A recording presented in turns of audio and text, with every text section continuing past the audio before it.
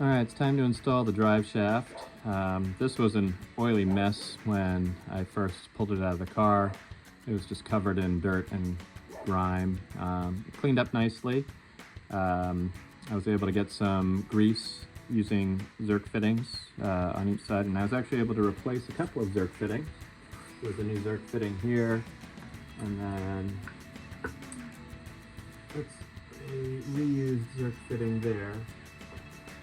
But there's a new Zerk fitting here as well. So there's a new Zerk fitting. The drive shaft's nice because it actually has an expandable shaft, which tends to squirt grease all over everything. But so the expandable shaft sort of manages the distance between the rear axle and the body. When we're going over bumps and things, the rear axle floats, so the drive shaft compensates for that float as the car rolls over bumps and things like that. Interestingly, and it's a good thing that I marked it and labeled it, there are actually 9/16 inch nuts and bolts up front on the front flange and 1/2 inch bolts on the rear flange. One of the things that I noticed is that they're not interchangeable, so I was thinking maybe like, you know, the previous owner or whoever maybe ran out of bolts and sort of, you know, threw in some extras that they had on hand, but it actually is specifically 1/2 inch and 9/16 on this side. So we're going to go ahead and get this installed. We'll hook up the transmission extension to the rear differential. So here we go. So the way to do this actually is to bring it up from the back side. So there's the differential flange there. So we're going to bring it up through the back side and we're going to feed it in. And then we will connect it to the transmission flange up here.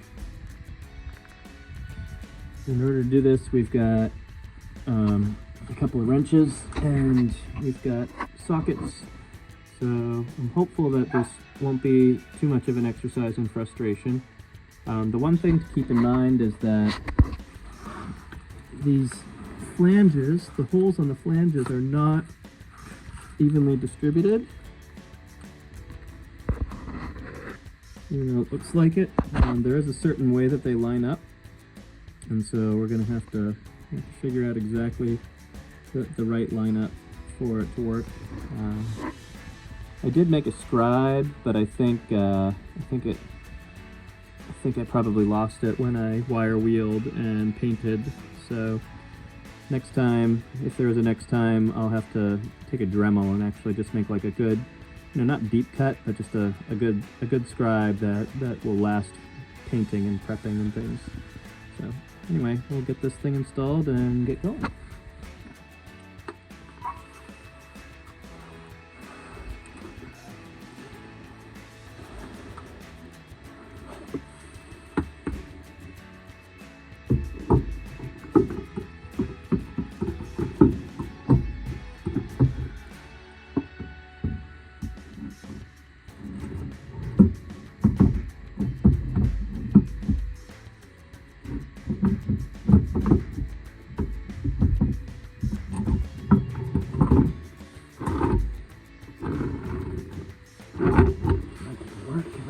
Go up over the differential first. Let's try that.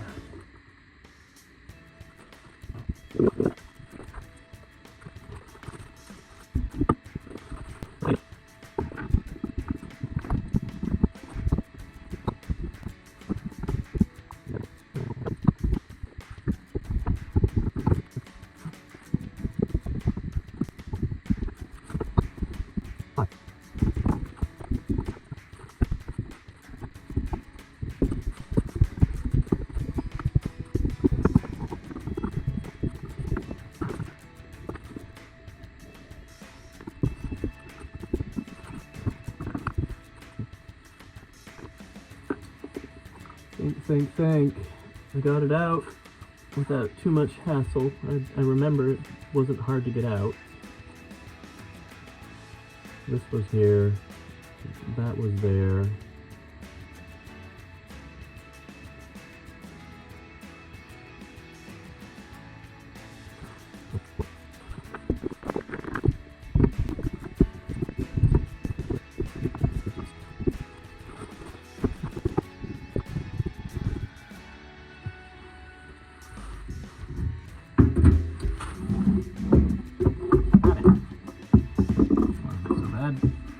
had just barely cleared the gas tank.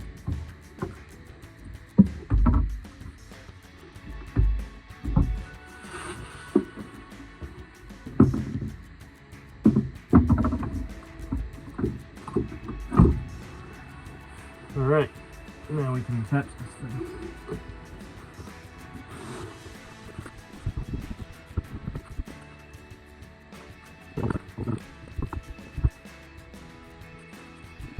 Of course, the rear differential doesn't want to spin because the wheels are on the ground, so it's another good reason to jack up the car. If the wheels are off the ground, this thing spins freely and makes this job very easy.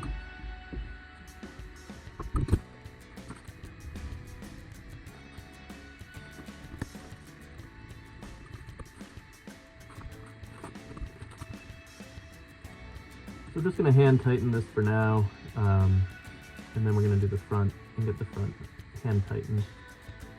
That way we've got some loose play for lining everything up right. And I may need to put the transmission into neutral so I can spin the front flange, we'll see. So here we are with the transmission tunnel ready to go.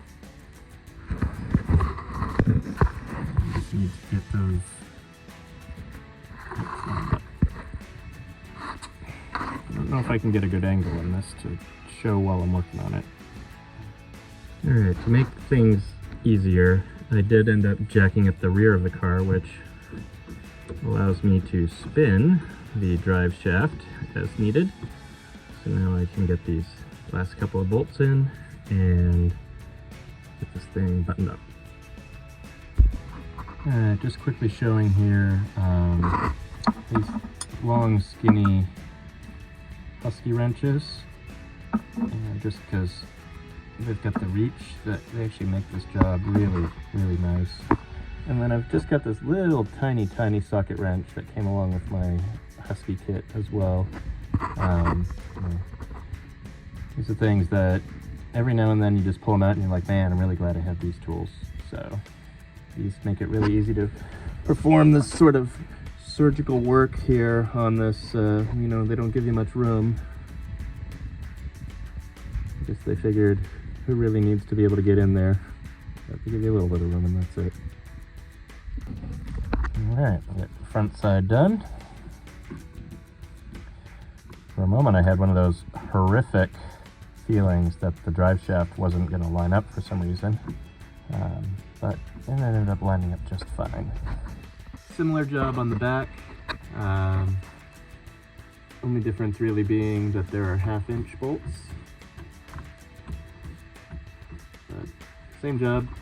I think hopefully it's just a little bit more accessible, so it should be an easier job to do.